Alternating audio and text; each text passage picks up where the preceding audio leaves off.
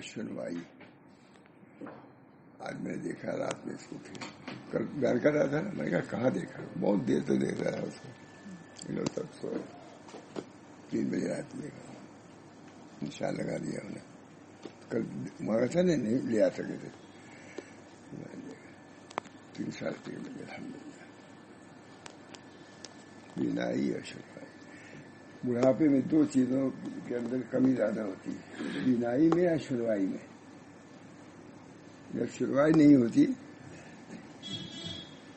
تو نہیں سنتا، چاہتا ہے کہ وہ سنے، اور سننے کی طاقت نہیں، تو اس کی وجہ سے آپس میں اختلاف بھی ہوتا ہے. اس بنا پر اللہ تعالیٰ ان دونوں کی بھی حفاظت فرمائے. سب کے لیے دعا ہے.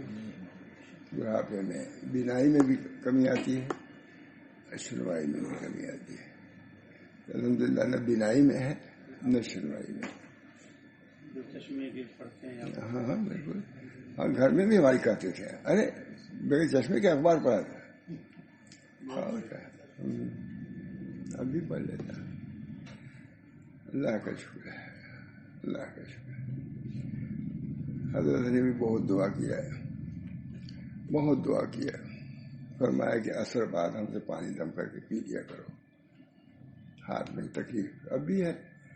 یہ 70 سال سے یہ ہے، یہ حمل، یہ کوئی ہے اثر ہے یہاں خون نہیں ہے. 70 سال بہت بڑے ڈاکٹر آئے، کہا کہ بھائی یہی کیا ہے کہ یہاں کچھ اثر نہیں معلوم ہوتا ہے، جبکہ 70 سال سے یہاں خون نہیں ہے.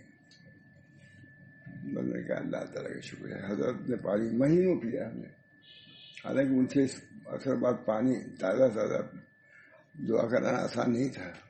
جلا لیا آدمی، کبھی کچھ کبھی کچھ کبھی، لیکن اسی میں جاتے حضرت دم کر دیے. حال مختلف رہتا تھا. بارہ دعا کیجیے اللہ تعالیٰ سے. حکیم عثمانی جب جانے لگے حج کرنے کے لیے، جن کا طبیہ کالج بہت بڑے آدمی، حضرت سے پہلی بات انہوں نے کہی کہ حضرت میں نے ایسا علاج اس کا کر دیا ہے کہ ابھی ابھرے گا نہیں. پہلا حج کریں گے ختم ہو گیا ہے. کئی سال تک علاج کیا. انہوں نے کہا کہ بھائی جو میں آیا الہ آباد، کہا کہ علاج اس کا 2 ہے. ایک تم پر مشقت ہوگی ایک علاج میں، اور ایک مجھ پر مشقت ہوگی. کون قبول کرتے؟ میں مشقت بہت برداشت کر چکا ہوں، اب آپ کیجیے. مجھ سے بول رہا تھا، پھر کہا نہیں ٹھیک. کئی سال تک علاج کیا. اللہ کے چلتے جلاتے حضرت سے کہا کہ حضرت مطمئن رہیے، بڑا دعا کیجیے اللہ تعالیٰ سے. سبھی کے لیے دعا کرتا ہوں. صحت بہت بڑی نعمت ہے. اسباب ہدایت میں پہلا درجہ صحت کا ہے. صحت رہے گی تو آدمی بہت کام کر سکتا ہے. اب تو ڈاکٹر ہیں جانتے ہیں. بہرحال خوف ہو جا کا بیان انہوں نے نشان لگا دیا تھا. تو بسم اللہ الرحمن الرحیم. نحمدہ ونصلی علی رسول کریم وعلی آلہ واصحابہ اجمعین. اما بعد، اعوذ باللہ من الشیطان الرجیم. بسم اللہ الرحمن الرحیم. اولئک الذین یدعون یبتغون الی ربهم الوسیلہ ایہم اقرب ویرجون رحمتہ ویخافون عذابہ ان عذاب ربک کان محذورا.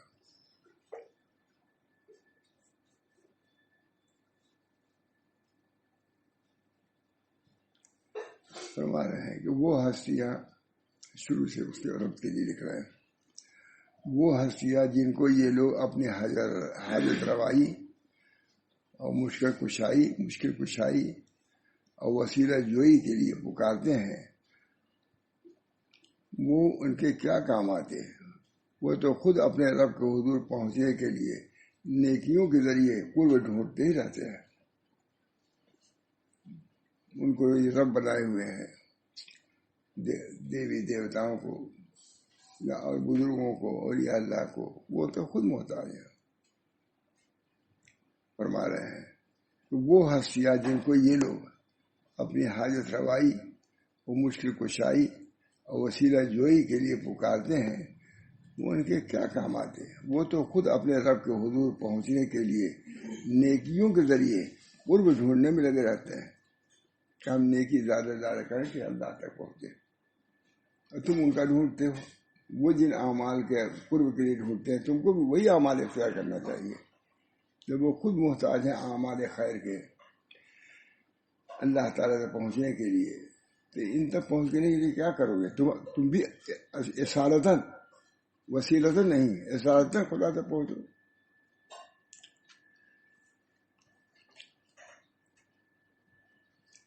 نیکیوں کے لیے قرب ڈھونڈنے میں کہ کون اس کا زیادہ مقرب بنتا ہے، وہ اپنے رب کی رحمت کی امید رکھتے ہیں اور اس کے عذاب سے ڈرتے ہیں۔ یہ اولیاء اللہ خود قرب اللہ کا ڈھونڈتے ہیں اعمال کے ذریعے سے کہ کون اس کا زیادہ قرب مقرب بنتا ہے، اور اپنے رب کی رحمت کی امید رکھتے ہیں اور اس کے عذاب سے ڈرتے رہتے ہیں۔ بلا شبہ آپ کے رب کا عذاب ہی ڈرنے کے لیے ہے۔ قوله تعالیٰ وَيَرْجُونَ رَحْمَتَهُ يَخَافُونَ عَذَابَهُ، حضرت سہل ابن عبداللہ نے فرمایا کہ رجا اور خوف میں اللہ تعالیٰ کی رحمت کا امیدوار رہنا اور اللہ کے عذاب سے ڈرتے رہنا دو مختلف حال ہیں۔ جب یہ دونوں برابر درجے میں رہیں تو انسان صحیح راستے پر رہے گا، امید بھی ہو خوف بھی۔ دونوں بازو ہیں انسان کے، خالی خوف ہو مر جائے گا، نا امیدی ہو جائے گی، اس کو یاد تاری ہو جائے گی۔ امید ہو تو جری ہو جائے گا۔ اس وجہ سے دونوں کے درمیان میں رہنا ہے، امید بھی رکھو خوف بھی رکھو۔ الایمان بین الخوف و رجا، ایمان اور خوف و رجا، ایمان خوف و رجا کے درمیان میں جب یہ دونوں برابر درجے میں رہے تو انسان صحیح راستے پہ چلتا ہے۔ اگر ان میں سے کوئی ایک مغلوب ہو جائے تو اسی مقدار سے انسان کے احوال میں خرابی آ جاتی ہے۔ اگر خوف ہی خوف ہو نا امید ہو جائے گا، رجا ہی رجا ہے۔ مرجیہ ایک خود مسئلہ جماعت ہے، مرجیہ فرقہ واحدہ میں سے ایک جماعت ہے، مرجیہ امید رکھتی ہے سب ٹھیک ہے، جو کچھ کرو اللہ معاف کر دے گا۔ ان پاکیزہ ہستیوں کی شان عبدیت و بندگی سو اللہ تعالیٰ کے نیک بندوں، اس کے ولیوں، بزرگوں، نبیوں اور اس کے فرشتوں کو، جن کو ایسے مشرک لوگوں نے اللہ کا شریک قرار دے کر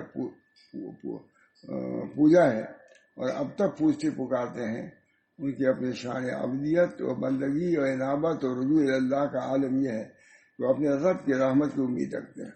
جن کو یہ لوگ پوچھتے ہیں، عبادت کرتے ہیں، وہ خود اپنے رب کی رحمت کی امید رکھتے ہیں اور اس کے عذاب سے ڈرتے رہتے ہیں۔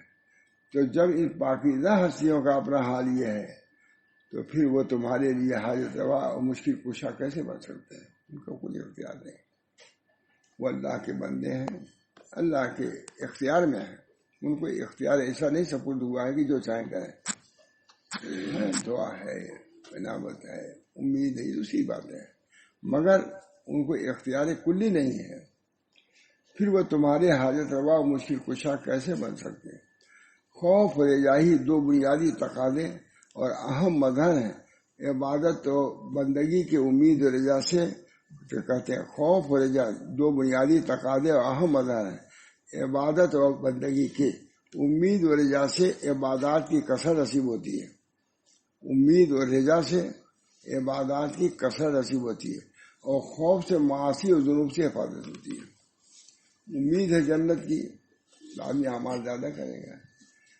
ڈر ہے تو کیا گناہوں سے بچے گا، خوف رکھے گا، معاصی سے۔ باہر کا اس ارشاد سے واضح فرمایا گیا ہے یہ پاکیزہ اور مقدس ہستیاں جن کو یہ لوگ اللہ تعالیٰ کا شریک اور حاجت روا اور مشکل کشا قرار دے کر پوچھتے پکارتے ہیں، ان کا حال یہ ہے کہ وہ ہر وقت اللہ تعالیٰ کے قرب کی طلب میں سرگرم رہتے ہیں اور وہ اپنے رب کی رحمت کی امید رکھتے ہیں اور اس کے عذاب سے ڈرتے رہتے ہیں۔ اور ڈرے کیوں نہ کہ وہ تمہارے رب کا عذاب ہی ایسی چیز ہے کہ اس سے ہر کوئی شخص ڈرے. اللہ کا عذاب ایسی ہے کہ سبھی کو ڈرنا چاہیے، چاہے ولی ہو چاہے نبی ہو، سبھی کو ڈرنا چاہیے، خواہ وہ کتنے ہی عالی مرتبہ کیوں نہ ہو. اور بندے کا کمال اس کی شان یہی ہے کہ وہ حدود عبدیت و بندگی کے اندر ہی رہے. الحمدللہ اس کی کامیابی ایسی، بندگی کے جو حدود ہیں، ربوبیت نہ آنے پائے، انانیت نہ آنے پائے، فرعونیت نہ آنے پائے. بندے کے بندگی کے تقاضا ہے کہ بندے ہی بن کے رہے. انس بن مالک سے روایت ہے کہ رسول اللہ صلی اللہ علیہ وسلم ایک نوجوان صحابی کے عیادت کے لیے تشریف لے گئے جو قریب المرگ تھے. آپ نے پوچھا تم اپنے آپ کو کیسا محسوس کر رہے ہو؟ عرض کیا یا رسول اللہ میں اللہ تعالیٰ سے بخشش کی امید رکھتا ہوں. ایک جوان آدمی قریب المرگ تھے، نبی اکرم صلی اللہ علیہ وسلم عیادت کے لیے تشریف لے گئے. معلوم ہو کہ عیادت بھی ایک سنت ہے کہ نہیں؟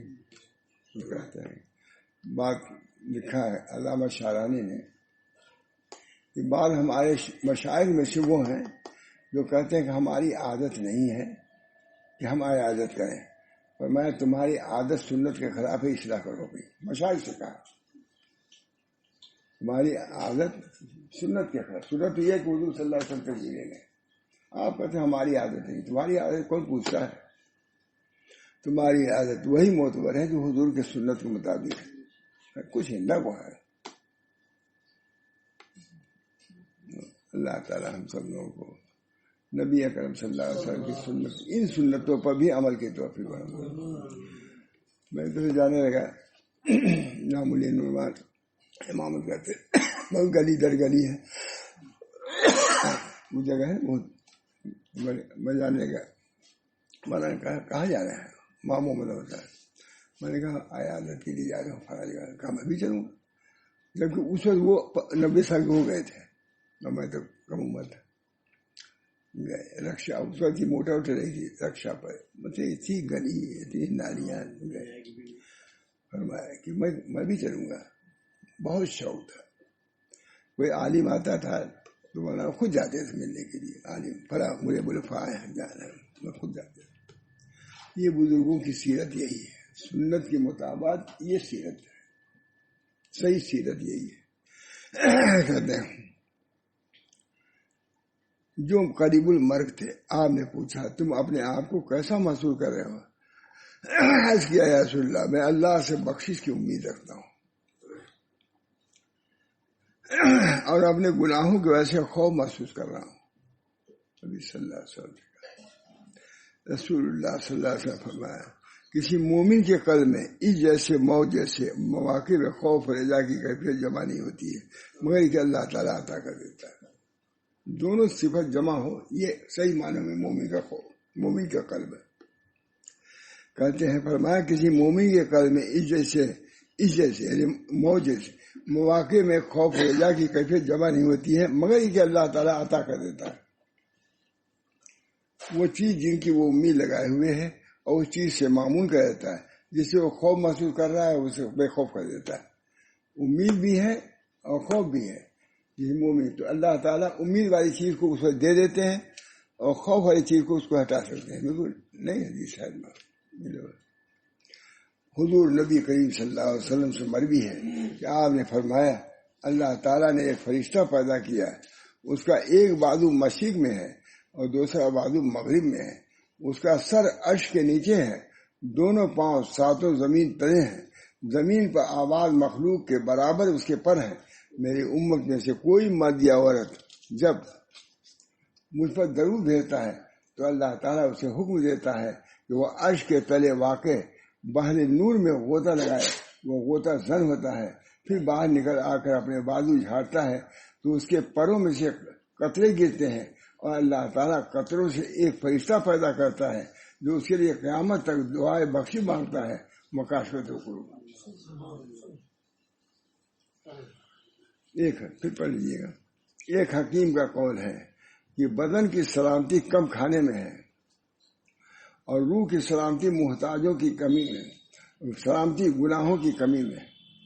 ایک حکیم کا قول ہے کہ بدن کی سلامتی کم کھانے میں ہے اور روح کی سلامتی گناہوں کی کمی میں ہے، اور دین کی سلامتی یہ ہے نا روح، اور دین کی سلامتی حضور صلی اللہ علیہ وسلم پر درود بھیجنے میں۔ فرمان خداوندی ہے یا ایھا الذین آمنوا اتقوا اللہ، اے ایمان والو اللہ سے ڈرو، یہ دل میں اللہ کا خوف پیدا کرو اور اس کی اطاعت کرو۔ وَلْتَنظُرْ نَفْسٌ مَّا قَدَّمَتْ لِغَدٍ، انسان دیکھے کہ آئندہ کے لیے آگے کیا بھیجا ہے، یعنی قیامت کے لیے کیا عمل کیا ہے۔ اس کا مفہوم یہ ہے کہ صدقہ کرو اور نیک کام کرو تاکہ قیامت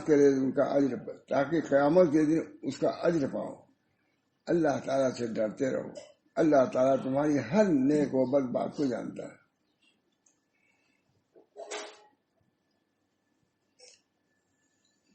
قیامت کے دن فرشتے، زمین آسمان، دن اور رات سب گواہی دیں گے۔ قیامت کے دن فرشتے، زمین آسمان، دن اور رات سب گواہی دیں گے کہ ابن آدم نے یہ نیک کام کیا یا برا کام کیا، سب گواہی دیں گے۔ سب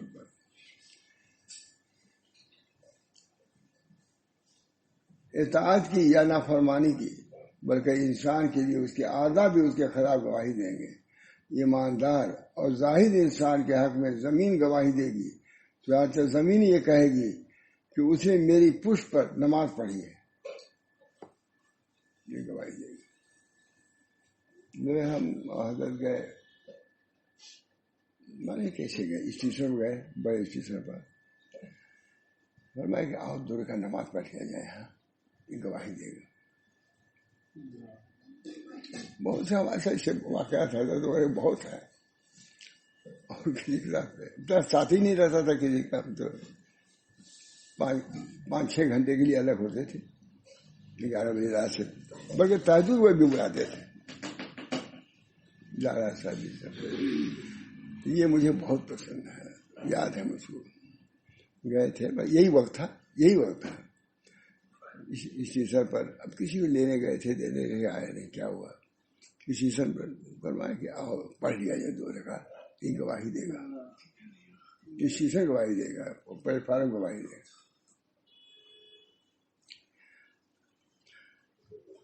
زمین، چنانچہ زمین یہ کہے گی کہ اس نے میرے پشت پر نماز پڑھی ہے، روزہ رکھا، حج کیا، جہاد کیا۔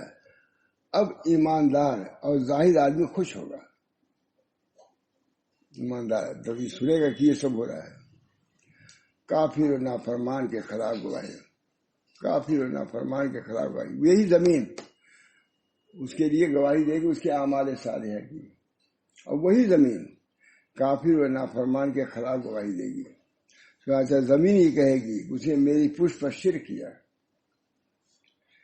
زنا کیا، شراب پی، حرام کھایا، اب اس کے لیے بربادی ہے۔ اگر ارحم الراحمین میں کو محاسبہ شدید کر دیا تو پھر کہیں بچ نہیں سکتا، زمین تو گواہی دے دے گی۔ ایماندار وہ ہے جو سارے اعضاء بدن کے ساتھ اللہ سے ڈرتا ہو، جیسا کہ فقی ابو اللہ نے فرمایا، 7 باتوں میں اللہ کا خوف معلوم ہو جاتا ہے، اس کی زبان جھوٹ، غیبت، چغلی، بہتان، ریا گوئی سے محفوظ ہو۔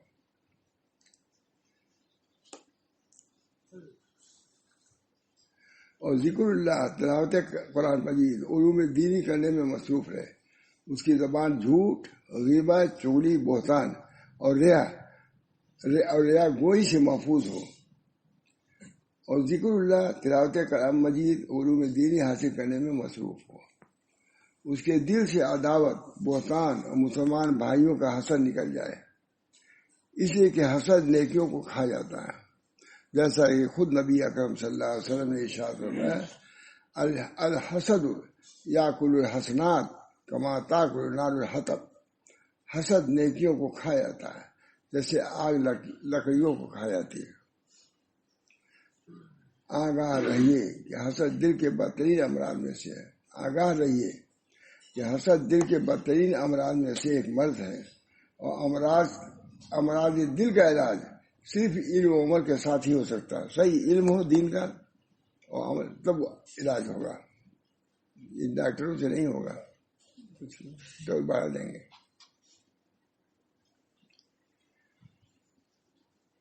تیسرے، اس کی نگاہ حرام خورد و نوش، حرام لباس وغیرہ سے محفوظ رہے، اور دنیا کی طرف نظر طمع نہ کرے، بلکہ صرف عبرت حاصل کرنے کے لیے اس کی طرف نظر کرے، حرام کی طرف دیکھے بھی نہیں، جیسا کہ حضور نبی اکرم صلی اللہ علیہ وسلم نے فرمایا. جس نے اپنی آنکھ کو حرام سے بھری، اللہ تعالیٰ قیامت جس نے اپنی آنکھ کو حرام سے بھری، اللہ تعالیٰ قیامت دن اس کو آگ سے بھر دے گا. اس کے پیٹ میں حرام غذا نہ جائے. چوتھی چیز، یہ بہت بڑا گناہ ہے. حضور نبی کریم صلی اللہ علیہ وسلم فرمائے، اذا وقعت لقمۃ من الحرام فی بطن ابن آدم لعنہ کل ملک فی الارض والسماء ما دامت تلک الرقۃ فی بطنہ.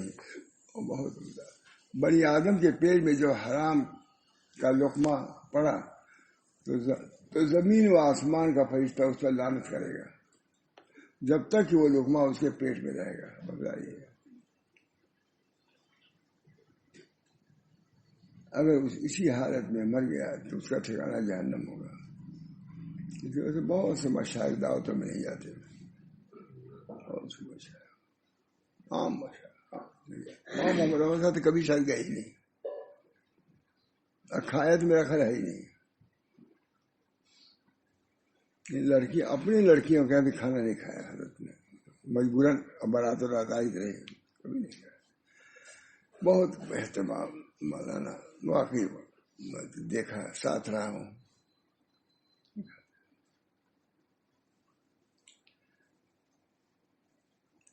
اس کا ہاتھ حرام کی طرف نہ بڑھے، بلکہ اسے اپنی وسعت تک اللہ تعالیٰ کی اطاعت کی طرف بڑھائے. حضرت کعب ابن احبار سے مروی ہے، کعب احبار سے مروی ہے، اللہ تعالیٰ نے سبز موتی زبردست کا محل پیدا فرمایا. اس میں 70,000 گھر ہیں، ہر گھر میں 70,000 کمرے ہیں. اس میں وہی آئے گا جس کے سامنے حرام پیش کیا جائے اور صرف اللہ کی ڈر سے اسے چھوڑ دے، وہ کھانا گھر اس کے لیے ہوگا. چھٹے، اس کا قدم اللہ تعالیٰ کی نافرمانی میں نہ چلے، بلکہ صرف اس کی اطاعت اور رضا ہی میں رہے، علماء اور صلحاء کی طرح حرکت کرے. انسان کو چاہیے کہ خالص اللہ تعالیٰ کی عبادت کرے، ریاکاری اور نفاق سے بچتا رہے. اگر ایسا کر لیا ہے تو یہ ان لوگوں میں سے ہو گیا جن کے بارے میں اللہ تعالیٰ کی ارشاد ہے، والآخرۃ عند ربک للمتقین. آخرت اس کے رب متقیوں، تیرے رب کے نزدیک آخرت ڈر والوں کے لیے. اور دوسری آیت میں ارشاد فرمایا، ان المتقین فی مقام امین. بے شک پرہیزگار معمول مقام میں ہوں گے. امین ہے، فی مقام امین. وہ اللہ تعالیٰ یہ فرما رہے ہیں، یہی لوگ قیامت کے دن آگ سے نجات پائیں گے. اور ایماندار آدمی کو چاہیے وہ خوف و امید کے درمیان رہے، وہی اللہ تعالیٰ کی رحمت کا امیدوار ہوگا اور اس سے مایوس نہیں رہے گا. اللہ تعالیٰ نے فرمایا، لا تقنطوا من رحمت اللہ. اللہ کی رحمت سے نا امید نہ ہو، بس اللہ تعالیٰ کی عبادت کرے، برے کاموں سے منہ موڑ لے، اللہ تعالیٰ کی طرف رجوع کرے. یہی کام ہے مومن کا. اللہ ہم سب کو اس کی توفیق دے. اللہم صلی اللہ علیہ وسلم. اللہ ہم سب کو اس کی توفیق دے، اعمال صالحہ کی توفیق دے، اور معاصی سے خاص صغیرہ ہوں یا کبیرہ ہوں اس سے بچنے کی توفیق مرحمت فرمائے. اللہ کی رضا اور خوشنودی سے ہم سب کو اس عالم میں مشرف فرمائے تاکہ وہاں جنت کا جانا ہمارے لیے آسان ہو جائے. ربنا تقبل منا انک انت السمیع العلیم برحمتک یا ارحم الراحمین. محمد سید نبی کریم صلی اللہ علیہ وسلم.